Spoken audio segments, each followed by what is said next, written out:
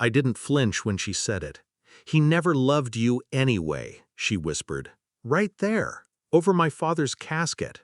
Her breath sour with white wine and secrets. "And everything goes to my son." The mourners gasped like she'd slapped them all at once. I said nothing. I just reached into my coat and handed the lawyer the envelope I'd been saving, for this exact moment. It wasn't always war between us. The first time I met her, she wore a red dress and a smile sharp enough to cut glass. I was 15. She was younger than my father's last assistant, but older than I was. She called me sweetheart and tried too hard, baked cookies, laughed too loud. He was happy again, and for a while I let it be. I wanted to believe she loved him, or at least didn't hate me. The signs started small. My old room suddenly needed renovations. Photos of my mother disappeared one by one. She began calling me his child instead of our son, but I played the obedient stepson, polite, quiet, invisible, until I found the file. Dad's signature, sloppy and inconsistent. Legal transfers, power of attorney, restructured assets. Her fingerprints were all over it. I ran a handwriting analysis, twice.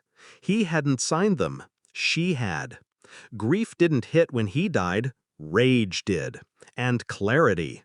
No outburst, no accusations, only precision.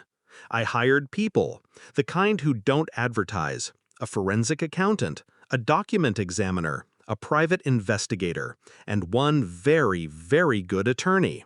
It took 11 months to build. My case, my truth, my strike. At the funeral, I wore the watch Dad left me, the only thing she hadn't touched. She waited until the eulogy was over, then stepped up like a queen in mourning.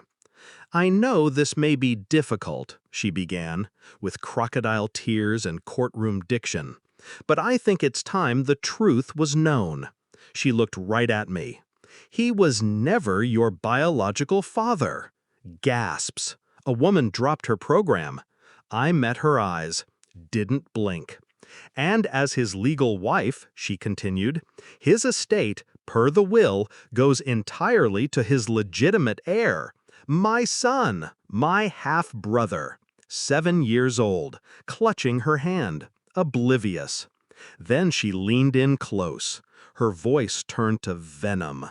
"He never loved you anyway." That's when I handed the envelope to the lawyer. No words, just silence.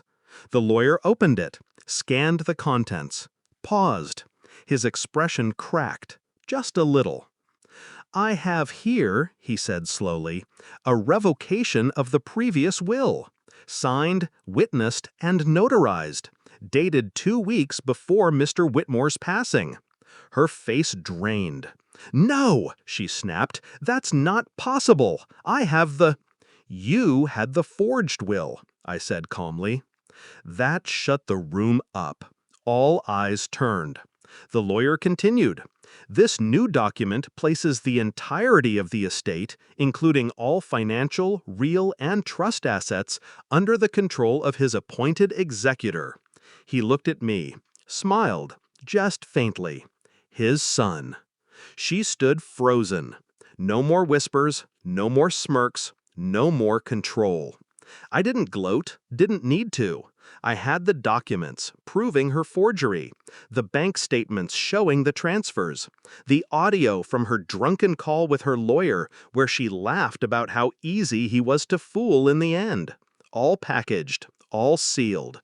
She tried to speak, but the officers at the back of the room were already moving. I'd sent the file to the DA an hour before the service. Fraud, forgery, elder abuse. Her red dress looked less royal and more like a warning now. The will wasn't the only thing Dad left me. He left me his instincts, his silence, his spine. He knew what she was. He just ran out of time. I didn't. Now, when I visit his grave, I bring 2 things: fresh flowers and the watch. Not for him, for me, to remind me of time well used, of quiet revenge, of justice served, without ever raising my voice.